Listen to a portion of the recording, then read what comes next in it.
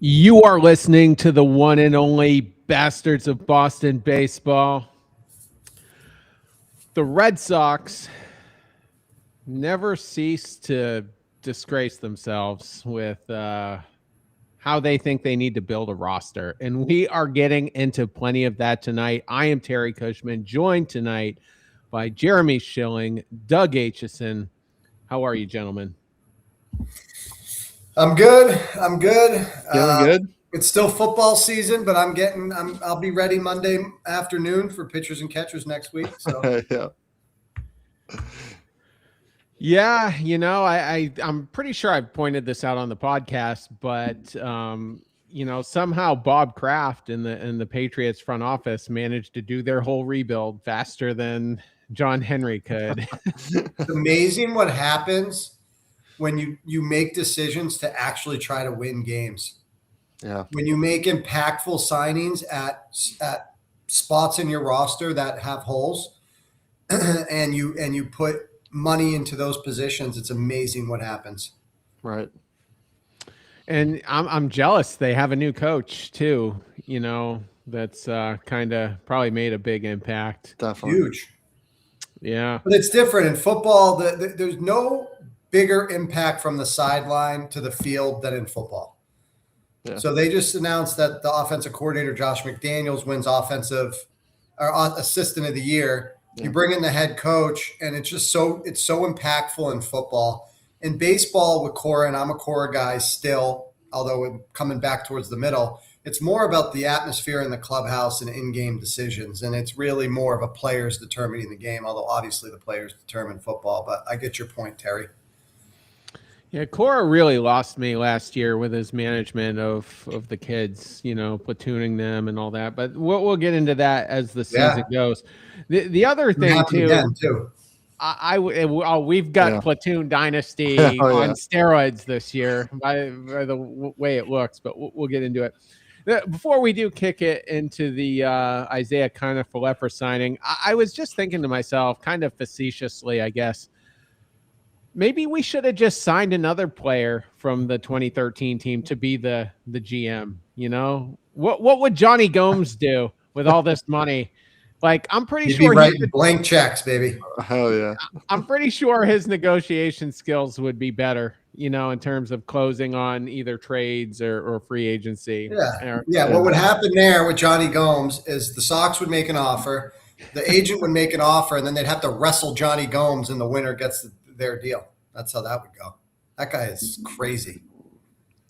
Yeah, I was a big fan. He's, I know I bag on the Platoon Dynasty, but man, what a great platoon guy with Daniel Nava that whole season. I like Johnny Gomes as a Red Sox, as a Royal the year they won it. He was on the Royals, right? Is my memory correct? I believe so. He was so annoying. So as on my team, I liked him. The minute he was on another team, I found him obnoxious, and like the shtick was just had run dry with me. Yeah, I get that. Yeah, I don't know. I enjoyed him. One of the great late inning pinch hitters too. How many go ahead home runs did he hit that year? At least 3 or 4. He was a big factor. Huge. Yeah, exactly. All right, so somehow we went from Alex Bregman to Isaiah Kiner-Falefa, IKF for short. And he's been kind of a journeyman type guy. Played for the Blue Jays last year. I think he was with the Yankees for a year or two, I think. Mm-hmm. So he's no stranger to the American League East. But we lost Doug. Oh, he's back. There he is. Doug playing a magic act on us. I don't know what happened. Yeah, so I guess the theory here is defense. He'll improve that a little bit. His defensive WAR last year was 0.1. So not like he's average. That's the mindset. That's crazy. He's average. I guess he had at second base something like 5 or 6 defensive runs saved, but he only beats 43% of the league in outs above average, which apparently is a big metric for the nerds when it comes to defense. But So I guess you can interpret how good he is defensively in a few different ways. I mean, is he going to be an absolute blunder that Christian Campbell was last year with Right. negative 17 defensive runs saved? No, absolutely not. But where's the power going to come from? I mean, Anthony, I think they've resided themselves to pitching and defense here and on base percentage. That's the formula. It's like, it's not often that there's a signing or a trade or a move that you can see like set something else up, or this is where you plug him in, or here's a role that we can envision. I don't get this move at all. For a team that doesn't want to spend $6 million on an average defensive player and a below average offensive player with no pop, it's just I don't know how to analyze this. It makes no sense. So one thing we know for sure is that we're not going to get a right-handed bat. Obviously, there's no free agents left, but we're not going to trade for anybody at this point. And so I know, Terry, you joke about it, but it's very real. There's going to be multiple platoons at multiple spots on a team that, at least pitching wise, is set up in a young core and should be set up to compete. And I think it's what's going to hold us back. There's another side of this whole thing, and that is that I believe that by the deadline, the Red Sox will again be under the second threshold. And I know they did it last year with the Devers. We just watched, for people that are basketball fans, we just watched the Celtics literally give away 3 players to get under the tax apron. And what I know about Henry, what I know about the goals of this organization at the end of the day, because it's more about money than it is about winning, unfortunately, is these players that they're amassing 1-year deals on, or a big contract. I mean, if somebody says something and they can justify there's a clubhouse issue, just like they did with Devers, they're going to move on from a big contract. This is not a team that's taking winning seriously. And here's the alternative, and then I'll turn it over to you guys. They did, and they executed on their plan at such a terrible level that they're just left scrambling for a body to put in the 40-man and be available at key spots. And if that's real, that's even more pathetic than not trying to win. Yeah, I agree. They're just trying to fill spots now with just anyone, it seems like. And, they're not even worrying about how he fits, and it's like maybe an overcorrection with the fielding. They know they're not, they know that they don't have anyone that is actually a good fielder right now in the infield. And, but it's just a guy that seems like he's just going to have an absolute non-factor in this season at all, right? He's going to be platooning, but he just seems like a signing that's just going to get forgotten. Maybe he gets moved in another trade. I agree, Jeremy. They're probably going to move to get under the apron, right? To get under the tax. And it's just, I've said a lot on here that I still, I don't hate this roster, and I think we're still, a good team, but it's just, that can also, like, Breslow can be bad and this front office can be horrible, and both things can be true, right? And we have good pitching staff, but we have some pitchers like Bayo that rely on defense behind him. He's not going to strike out a lot of guys, and that was our problem last year. Our 2 problems last year, fielding and home runs, and they haven't done anything to fill those 2 spots. And every move that they've made is just a sideways move, if not a down move like this one. So it's just, you think it's going to get better, and they just keep disappointing. Looking at his Savant chart here, what percentage of the league has higher exit velocity than him? Best guess. 98.5%. Yeah. I looked at the chart that when you sent it in the war room, but I don't remember the exact number. My guess is 98.5%. It's 99%. Yeah, I will. Not exaggerating. 99% of the league hits the baseball harder than Isaiah Kiner-Falefa. Bat speed, 98% of the league has faster bat speed than IKF. Which is helpful in a league full of guys that can throw 100 miles an hour, by the way, but go on. Right. 98% of the league has a higher walk rate than IKF. This is a trash signing. Trash. It is a trash Makes no signing. sense. And the other thing too is, and I don't know what to believe, but earlier today they said the Red Sox are still in on Isaac Paredes. Now, normally I'd roll my eyes and say probably not, but it's been such an erratic offseason. Maybe it is true. I didn't expect Ranger Suarez, for instance, at that time. And so if we're still after Isaac Paredes, why are we spending $6 million on a trash baseball bat with barely above average defense? I don't get it. And let's say, okay, you do get Isaac Paredes. When are you going to play Marcelo Meyer? Like, how does he fit now? Well, this could be a product of his injury history. I mean, it could be a depth piece that is there and he's going to play. I would assume he's going to be on the big league club and he's going to make the team at $6 million a year.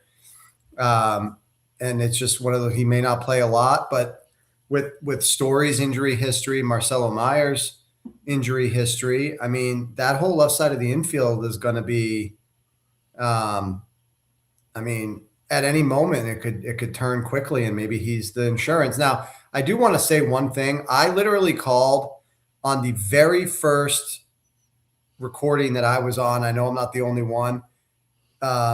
With regards to the roster in 2026, that Meyer would be our third baseman. I never took any of these other options seriously. And I don't believe for a second that the Red Sox had an intention to bring these guys back. Or if they quote had an intention like Bregman, they were going to get outbid and they were going to be okay with it.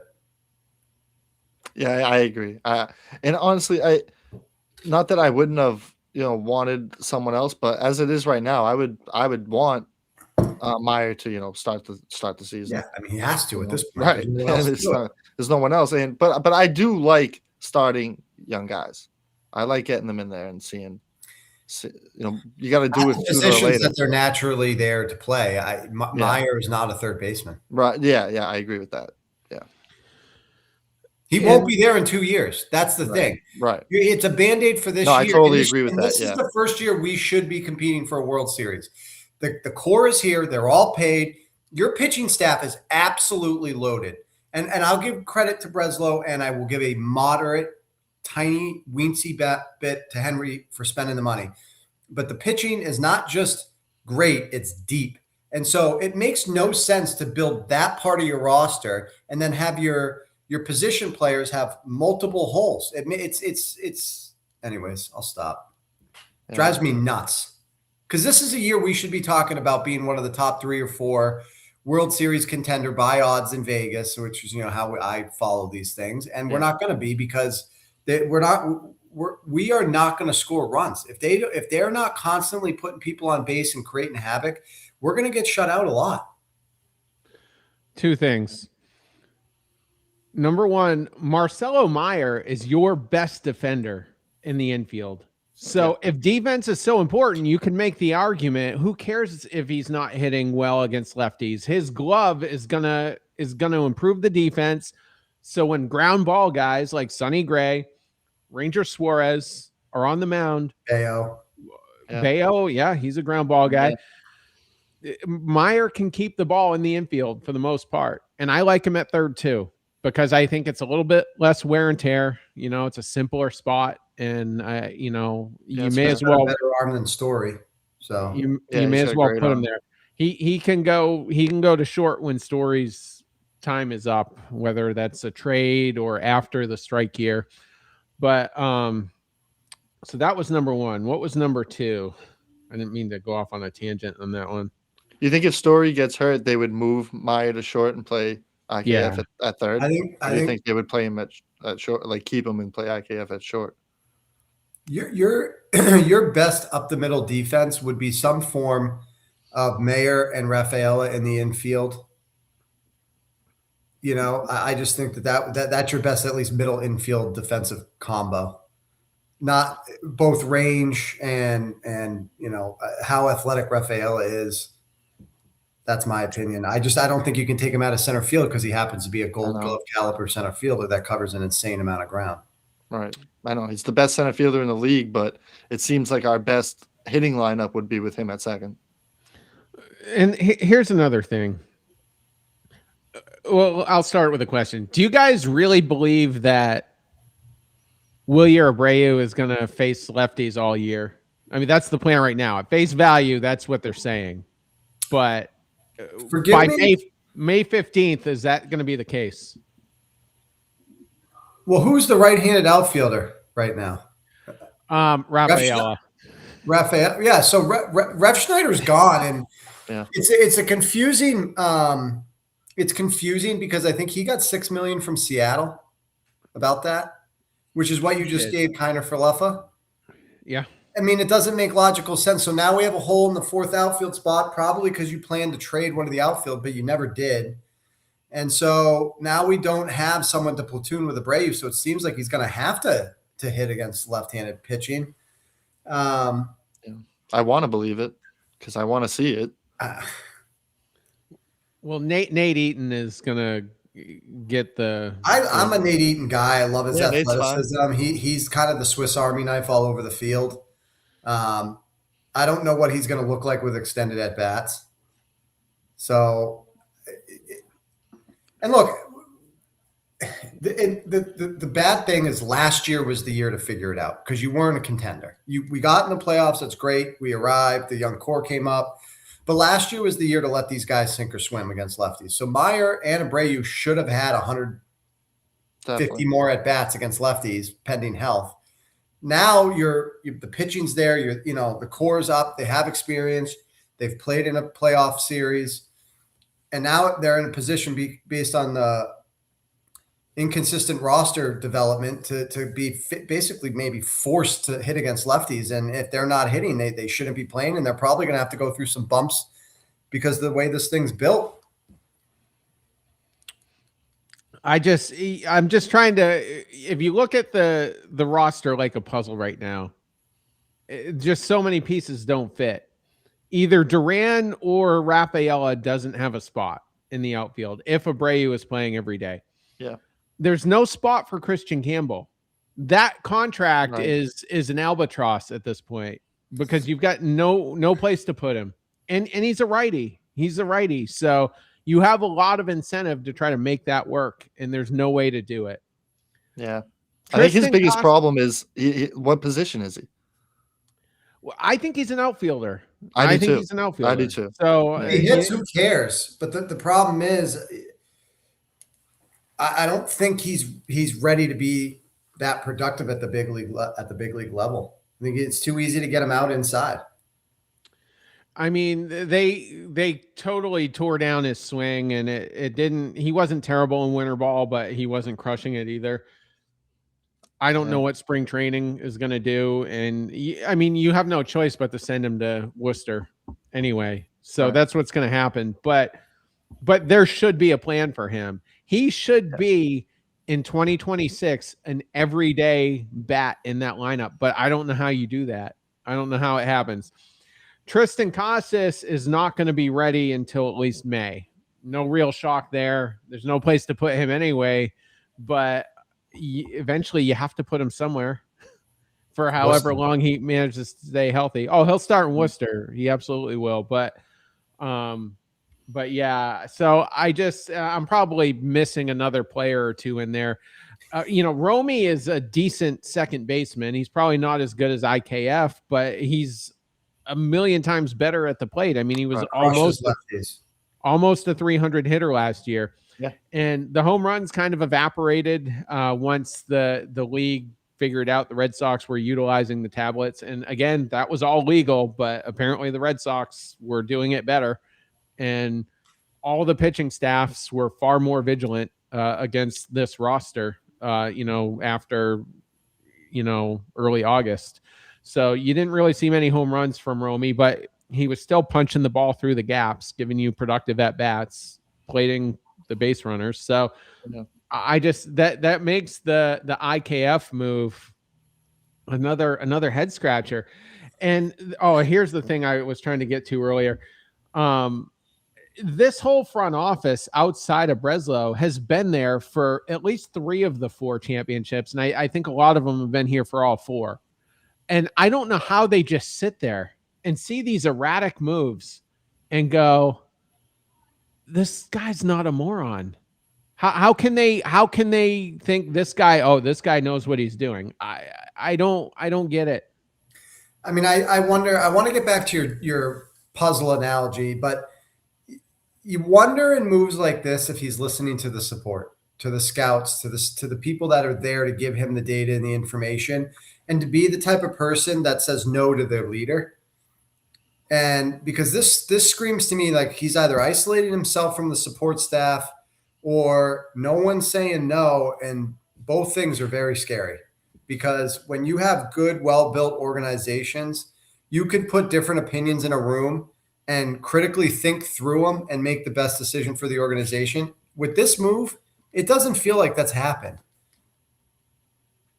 Yeah. And getting back to your puzzle, I loved your analogy, by the way, Terry. This is a jigsaw puzzle with a bunch of pieces that just don't match.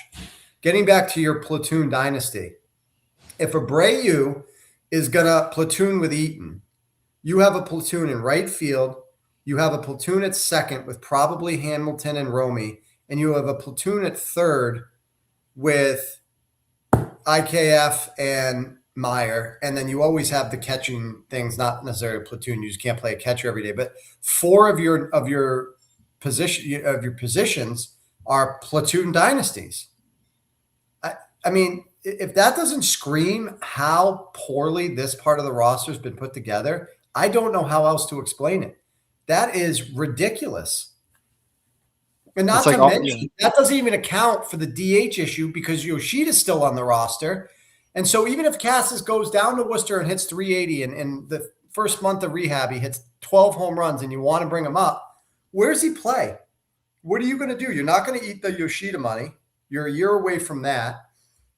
Duran's still on the team. He needs at bats.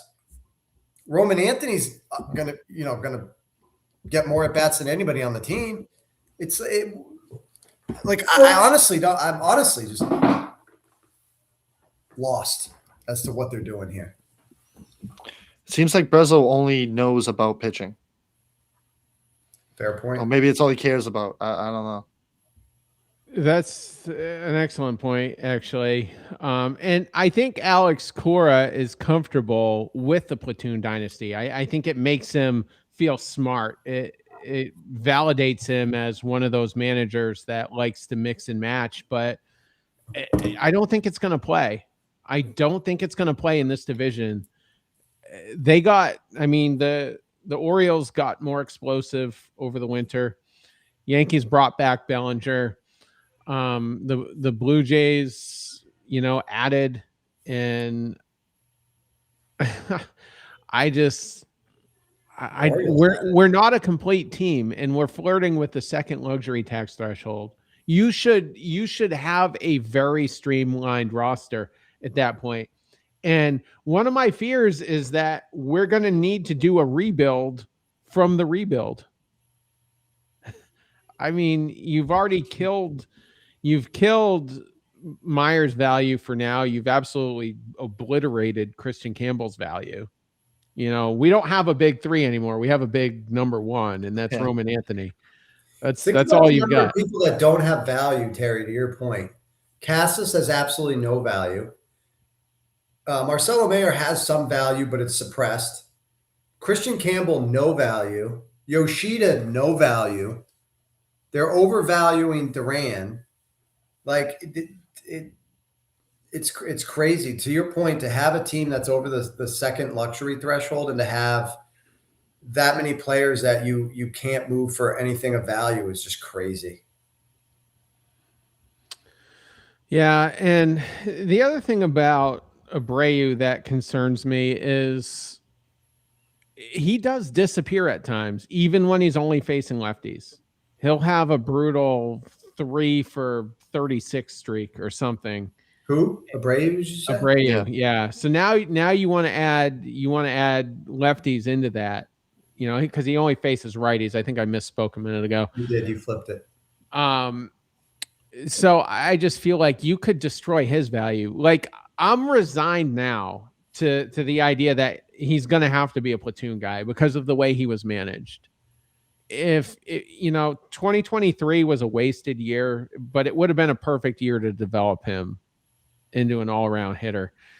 And so I feel like you have to platoon him, and I'm fine with him being Jock Peterson 2.0 at this point. I mean, you're just going to lose a lot of games watching him strand base runners while he tries to figure out lefties, and I don't think he will. So, and I think the leash is going to be short on him. I think they'll give it 6 or 8 weeks, and then he's going to get platooned. Nate Eaton, somebody has to platoon with Yoshida as well. You know, Yoshida can't hit lefties. He's still going to, I know Cora's hyping him up, saying, you know, he's healthy now and he's going to, you know, he's going to have a big year, but he's going to still be dribbling the ball to second base, you know, in streaks. And, you know, facing lefties isn't really a good idea there either. So it's just a mess. And there was so much housekeeping to do when this season started. You know, you needed to trade an outfielder. You needed to trade Duran or Abreu. I would have been fine either way, but one of them had to go. Breslow values both of them, you know, well and above what their value actually is. And now it's just a bigger mess. It's just a bigger mess now. So I really believe, you know, if we're not in it, you know, by early August, I think this could be it. This could be it for Breslow. And it could be it for Cora too. I disagree with the Breslow part. I think Breslow's done a great job from John Henry's perspective. I think he's moving the Devers contract, getting some of these younger players to sign away their arbitration eligible years and their initial free agent years. So if you're right on guys like Rafaela and Anthony, you're going to save a substantial amount of money by those deals. Obviously, the Campbell deal doesn't look great, but I don't necessarily believe that Breslow's at any risk. I think the guy that they're going to scapegoat is frankly Cora. Well, he'll have if I'm right about Breslow, he'll have to go. No executive's going to take a job, you know, and have to keep Cora, a guy who has far too much influence. I think that's going to be a mandate for someone taking the job.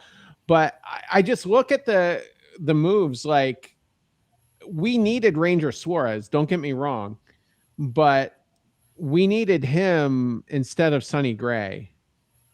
And I just think from an optics standpoint, there's going to be so much failure on this roster this year. I don't know how Breslow survives the optics.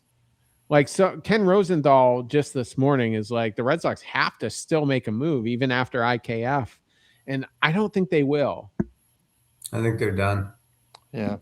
Do you think, like, if one goes, they'll send them both? I think Cora could probably finish out the year. And, you know, it's a weird situation because let's say I'm right. And they do get rid of Breslow. Is this his 4th season? 24-5. No, it's his 3rd season. Yeah. You know, the new guy would come in and have a month of work and then probably nothing for a year if there's a strike. Yeah. So like, and you said like if a new GM came in, they probably wouldn't want Cora. Yeah. If a new coach came in, would they want Breslow? Well, probably. I mean, if they're smart, they wouldn't. But I think in that like, would case, a coach want that job more? Is what I'm saying. Like, if Breslow's still the GM, would you be getting coaches knocking on the door? If they're making $2 to $5 million a year, I think they're going to take the job. Yeah, there's always someone that will. Yeah. Yeah. So I don't. Candidates are right. Yeah. Yeah. I mean, you could just go with a safe guy. I mean, you could go with a David Ross type guy, or you could go with an older guy. I always like Buck Showalter. I just think Buck's he's great. good for fundamentals and all that. A Joe Madden or Joe Girardi type guy, I think they've kind of aged out. But I think Showalter is one of those old guys that can still, command a clubhouse and balance the personalities. But those are just a couple examples. Did Skip Schumacher get hired as a manager? I want to say he did. Did he go? I think he went to the Rangers, if I'm not mistaken. Maybe. I think they fired Bochy and went with Schumacher. But he would have been a guy I would have been interested in, and he fits the younger mold as well. But I think any of those guys would be fine. But I spoke in a bunch of us at length about Derek Falvey, and I think he would be a great choice. He wasn't in my top 3 last time around, but I think he would have been good. I mean, built a great pitching program there, good farm system. He didn't really have the resources for free agency like some of our executives have had, but I don't know, but just nothing makes sense. And I'm glad we signed Suarez, but man, that Sonny Gray deal, that $20 million is hurting us right now. If you don't trade for Sonny Gray, that's your Bregman money. And don't get me wrong, I'm glad we didn't get Bregman exactly, but you just would have had so many more resources there. And he's building this roster like a first-time fantasy baseball player. That's what's happening. That's the erraticness, and I don't know what to do.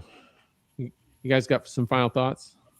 One thing on Abreu is with him platooning and wanting him against lefties. It's like with the defense thing, don't we want him out there every day anyway? Whether it's a lefty or righty on the mound, I mean, he's the best right fielder in the league. I don't think we're terrible. I think it'd be different if he was a shortstop. But yeah, that's fair. Yeah. Yeah, I mean, we don't have a single bad outfielder, really. Duran's the worst you have, and I think he's adequate. And I think he'll be better than last year. So, yeah, I'm not too worried about it. I mean, he does have a great glove. He's probably got the best arm of anyone out there. He can gun down players at the plate. Not quite like Hunter Renfroe did, but or Bradley, but still a very good arm. Like base runners respect him. Yeah, definitely. So we'll see. But all right, Justin wants to hear our Super Bowl picks. Come on. I mean, this might be the most biased Super Bowl selection of all time. I'll give you a score. Yeah. I'll give you a score. I think it's going to be 23-20 Pats. I like that. I was thinking a low score like that. I was thinking 24-17 Pats. But I do like a defensive touchdown for the Pats in this game. That's my bet. Terry, what's your pick here, pal? I am gonna say 27-20 Seahawks. I knew it. Bastard. I knew it. I don't even know if you believe that. I have no idea. Yeah. No idea. I'm not gonna lie. I wasn't even 100% positive it was the Seahawks. I'm like, I'm pretty sure it's the Seahawks playing it, but I'm just not a football guy. Super fair weather. But all right, we're gonna wrap on that. I can't imagine we'll be back. But you know what? We probably won't even record Sunday due to the Super Bowl. So we'll probably be back Monday or Tuesday. Count on that. Everybody enjoy the weekend. Don't be stupid Super Bowl night. If you're going to get wasted, get an Uber. And don't puke in the Uber either. I Uber drive, maybe, I don't know, 2 or 3 nights a month. So, think of us. Everyone have a good one.